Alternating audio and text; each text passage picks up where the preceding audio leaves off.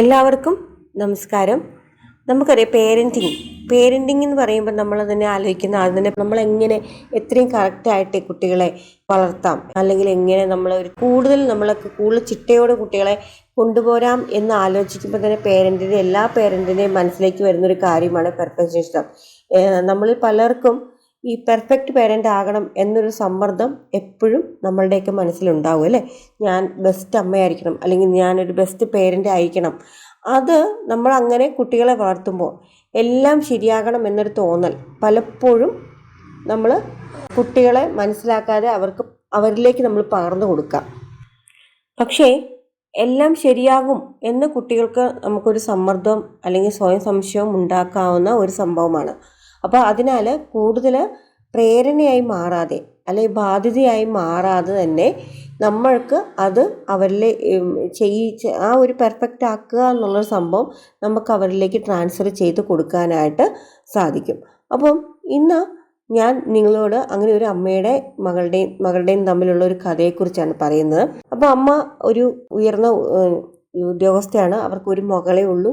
ഹസ്ബൻഡും ഒരു നല്ല ഫാമിലി വർക്ക് ചെയ്യുന്നു. അപ്പം കുട്ടി +2 പഠിക്കുകയാണ്. അപ്പോൾ ഒരു ദിവസം വൈകിട്ട് അവൾ സ്കൂളിൽ നിന്ന് വന്നതിന് ശേഷം കുട്ടി മേശപ്പുറത്തേക്ക് എല്ലാ പെൻസിലും ബുക്കും പേനയും എല്ലാം ലഞ്ച് ബോക്സും എല്ലാം എടുത്ത് വെച്ചതിന് ശേഷം അമ്മയെ നോക്കിയിട്ട് പറഞ്ഞു, അമ്മേ എൻ്റെ മാത്സിൻ്റെ ടെസ്റ്റ് പേപ്പറിൻ്റെ മാർക്ക് കിട്ടി. എനിക്ക് 20ൽ 19 മാർക്കേ കിട്ടിയുള്ളൂ. അതുകൊണ്ട് ടീച്ചർ പറഞ്ഞു, next time full mark aim ചെയ്യൂ എന്ന് ടീച്ചർ എൻ്റെ മുഖത്ത് നോക്കി പറഞ്ഞു. അത് കേട്ടപ്പോൾ എനിക്ക് വളരെ വിഷമം തോന്നി. അപ്പോൾ അമ്മ കുട്ടിയുടെ മുഖത്തേക്ക് നോക്കിയിട്ട് പറഞ്ഞു, അതിനെന്താ മോളെ, വളരെ നല്ലതാണല്ലോ. പക്ഷേ ഫുൾ മാർക്ക് കിട്ടിയാലോ കിട്ടിയില്ലയോ എന്നുള്ളതല്ല അവിടെ നമ്മൾ ഫോക്കസ് ചെയ്യേണ്ടത്. നീ എത്ര മനസ്സോടുകൂടി പഠിച്ചു എന്നതിലാണ് എന്ന് അമ്മ കുട്ടിയുടെ മുഖത്ത് നോക്കി പറഞ്ഞു.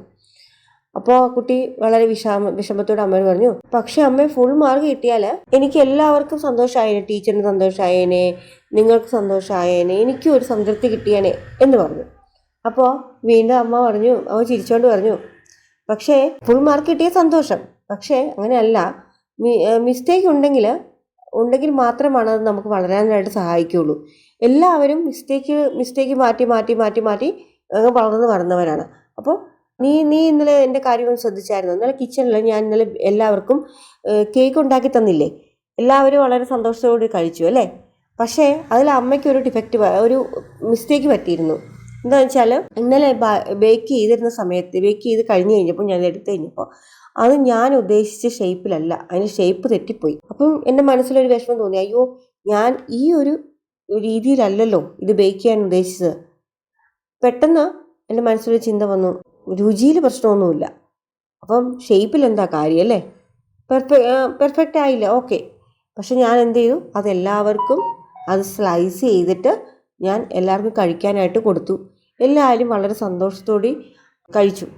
അവിടെ ആ കേക്ക് കഴിച്ചതിൽ എല്ലാവരും അതിൻ്റെ പെർഫെക്ഷൻ അല്ല നോക്കിയത്, അതിൻ്റെ സൈസോ ഷേപ്പോ ഒന്നും അല്ല നോക്കിയത്. എല്ലാവരെയും സന്തോഷിപ്പിച്ചത് അതിൻ്റെ രുചിയാണ്. അപ്പം മിസ്റ്റേക്ക് ഉണ്ടായാൽ അവിടെ നമ്മളുടെ വാല്യൂ ഒട്ടും കുറയില്ല. അത് നമ്മൾ മാറ്റാനായിട്ട് വീണ്ടും ശ്രമിച്ചാൽ മാത്രം മതി. അപ്പോൾ അത് കേട്ടപ്പോൾ മോളുടെ മുഖത്തൊരു സന്തോഷം വന്നു. എന്നിട്ട് അവൾ പറഞ്ഞു, എങ്കിൽ ഞാൻ എൻ്റെ 19 മാർക്കും അല്ലെങ്കിൽ 90 മാർക്കും വാങ്ങിച്ചത് അതും കേക്കും അതുപോലെയാണോ അമ്മ കാണുന്നത്? അമ്മ കേക്ക് ഉണ്ടാക്കിയ പോലെയാണോ ഞാൻ എൻ്റെ ഒരു മാർക്ക് പോയത്? അപ്പോൾ അമ്മ പറഞ്ഞു, അതെ, അതും എഫേർട്ടിന് പ്രധാനമാണ്. എഫേർട്ട് നല്ലതായാൽ റിസൾട്ട് നാച്ചുറലി ബെറ്റർ ആവും. അതുകൊണ്ട് പെർഫെക്റ്റ് ആയിരിക്കണം എന്നുള്ള ഒരു സ്ട്രെസ്സ് വേണ്ട. നമ്മൾ എല്ലാം പെർഫെക്റ്റ് ആക്കാനായിട്ടിരുന്നു കഴിഞ്ഞാൽ നമ്മൾ അറിയാതെ തന്നെ നമ്മളുടെ മനസ്സിൽ സ്ട്രെസ് ഉണ്ടായിക്കൊണ്ടിരിക്കും. അപ്പം നീ ഒന്ന് ആലോചിച്ച്, ശരിയല്ലേ അമ്മ പറഞ്ഞത്? അപ്പോൾ മോള് പറഞ്ഞു, ശരിയാണമ്മേ, നെക്സ്റ്റ് ടൈം ഞാൻ എഫേർട്ടിനാണ് കൂടുതൽ ഇമ്പോർട്ടൻസ് കൊടുക്കുന്നത്, അല്ലാതെ മാർക്കിനല്ല, പെർഫെക്ഷൻ അല്ല എന്ന് പറഞ്ഞു. അപ്പോൾ അമ്മ പറഞ്ഞു, നമ്മൾ എല്ലാം ഒത്തിരി കറക്റ്റ് ആകണം എന്ന് വിചാരിച്ച് നമ്മൾ ശ്രമിച്ചുകൊണ്ടിരിക്കുമ്പോൾ അത് അത്രയും പെർഫെക്റ്റ് ആയില്ലെങ്കിൽ നമുക്ക് പിന്നെ നമ്മുടെ കോൺഫിഡൻസ് കുറയും, അതുപോലെ തന്നെ നമ്മുടെ ക്രിയേറ്റിവിറ്റി പോവും. അപ്പോൾ അതുകൊണ്ട് മോള് ഇനി മുതൽ എഫേർട്ട് ഇടുക. അതുപോലെ തന്നെ അത് പെർഫെക്റ്റ് ആകുന്നതിന് വേണ്ടിയിട്ട് മാത്രമാകരുത്, എഫേർട്ട് ഇടുക. അപ്പോൾ നമ്മൾക്ക് നല്ലത് വന്നോളും. അപ്പോൾ ഈ കഥയിലെ ഒരു സന്ദേശം എന്ന് പറഞ്ഞാൽ, കുട്ടികളെ വളർത്തുമ്പോൾ നമ്മൾ പെർഫെക്റ്റ് ആയിരിക്കണം എന്ന സന്ദേശം അവരുടെ മനസ്സിലേക്ക് ചെല്ലാതിരിക്കാനായിട്ട് ശ്രമിക്കുക. ഇപ്പോൾ എല്ലാം പെർഫെക്റ്റ് ആണെന്ന്, നമ്മൾ ദൈവമൊന്നും അല്ല അല്ലേ എല്ലാം പെർഫെക്റ്റ് ആയിട്ടിരിക്കാൻ.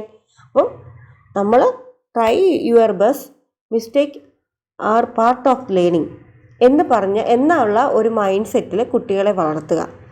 അപ്പോൾ ഇതവരുടെ കോൺഫിഡൻസ് വർദ്ധിപ്പിക്കും, ക്രിയേറ്റിവിറ്റി കൂട്ടും, അതുപോലെ തന്നെ മെൻ്റൽ ഹെൽത്തിനും എല്ലാം പോസിറ്റീവായിട്ടുള്ള ഇമ്പാക്റ്റ് ഉണ്ടാകുകയും ചെയ്യും.